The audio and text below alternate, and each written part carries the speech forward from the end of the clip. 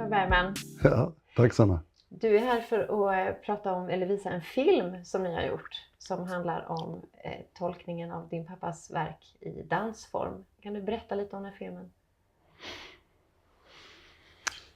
Ja, ska jag ta den korta versionen eller den långa versionen? Ja, bästa versionen. 2016 så var det, då träffade jag en gammal god vän till mig, Marie-Louise Syd-Sylvander. Och vi pratade om den här kommande Bergman-veckan. Och då så tyckte vi, fan, ska vi inte, hon är engagerad på Operan nämligen, hon är gammal dansare. Så att, ska vi inte försöka göra ett dansframträdande på, arrangera en föreställning under Bergman-veckan. Så började det. Och sen Marie-Louise hade kontakt med 4 koreografer som ni kommer se i filmen här. Och sen droppade vi den här idén för Dieter Fök på SVT. Som tyckte att det här var en utmärkt idé. Så fick med dem i projektet. Ja, det här är den korta versionen. Och sen det här ledde då till att vi gjorde 2 föreställningar i en gammal flyghangar från andra världskriget på norra Gotland i Bunge. Och filmade den här, dokumenterade den här föreställningen. Så det är ju egentligen filmade dansföreställningar där 4 koreografer tolkar din pappas universum. Ja. Och ni filmade det på Fårö. Varför var det viktigt att det var just på Fårö? Ja, det är faktiskt inte på Fårö, det är på norra Gotland, det är precis vid Fårösund. Där ligger ett gammalt militärflygfält, så att det är väldigt, väldigt nära. Men vi hittade ingen lokal som var, dessutom den här lokalen är fantastisk med sitt ljus. Och, så att vi ville verkligen vara där. Även om det är lite tufft för dansarna, för det är ett betonggolv. Vi hade inga dansmattor.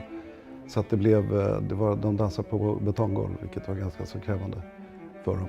Framförallt på 3:e och 4:e tagningen så började det bli lite stumt i bilden. Ni gav ju de här koreograferna väldigt fria händer vad jag förstår. Det var inte så att du berättade vad din vision var, utan de fick själva välja vad de ville utgå från och hur de ville tolka och sådär. Blev du nöjd med vad de hade gjort? Men vi visste ju liksom inte riktigt vad det skulle bli förrän vi började komma till repetitioner nästan. Så att, och de hade fått en kvart var. Vi skulle göra en timmes föreställning, så de hade en kvart var att disponera. Men jag vet att när den första akten som vi gör ett genomdrag på, som jag ser, är det Joakim Stevensons Ona Pers, och tänkte jag får, när det liksom klingar ut så jag får riktig ståpäls. Och tycker att det här blir riktigt bra. Och sen så hade vi genomdrag med de andra också. Jag tyckte att det var så, shit vad kul det här och bra det är. Vad är det i Ingmar Bergmans produktion eller universum som gör att dans är, vad är kopplingen där mellan honom och dans? Att dans blir ett bra sätt att uttolka det? För han hade ju inte själv dans i sina filmer. Nej, det hade han inte. Men han jobbade ju intimt. Han hade ju en koreograf som han jobbade mycket med, som heter Donja Foyer, en svensk-amerikanska. Och han står faktiskt som regissör på en dansfilm, De fördömda kvinnornas dans, som han regisserade och Donja Foyer koreograferade. Så han har gjort en dansfilm.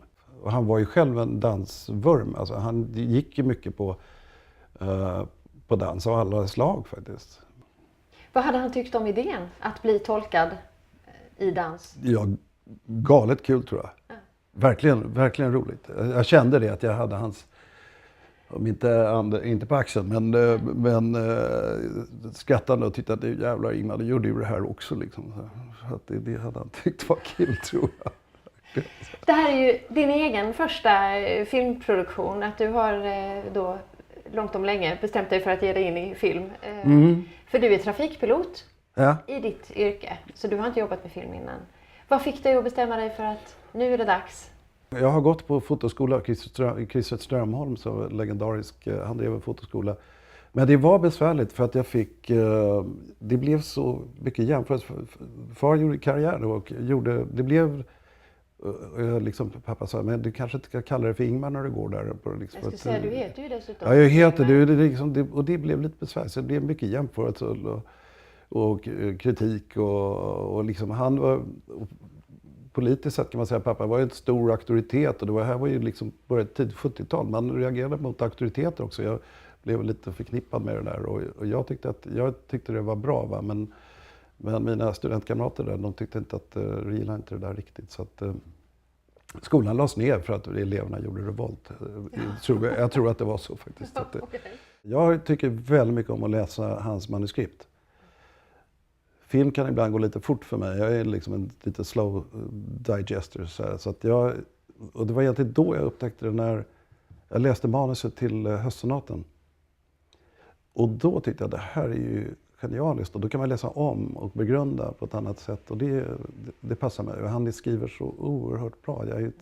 Han är en fantastisk skribent. Liksom. Så att, och alla manuskripten går lätt att läsa alltså, utan att man tycker att det är jobbigt att det står Marianne eller sådär replik.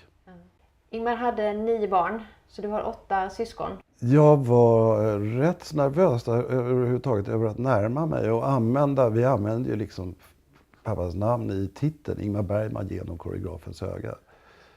Så att jag var lite nervös för vad närma mig det här och använda mig av det här. Men jag pratade lite löst med mina syskon. Men jag fick fin respons. Den sändes ju på SVT och då satt de ju och tittade på det här. Och telefonen började ju klicka in sms direkt efter det var slut. Men jag har fått uteslutande faktiskt, så tycker de att det var fint. Tack så hemskt mycket för att vi fick göra den här intervjun med dig. Tack Sanna.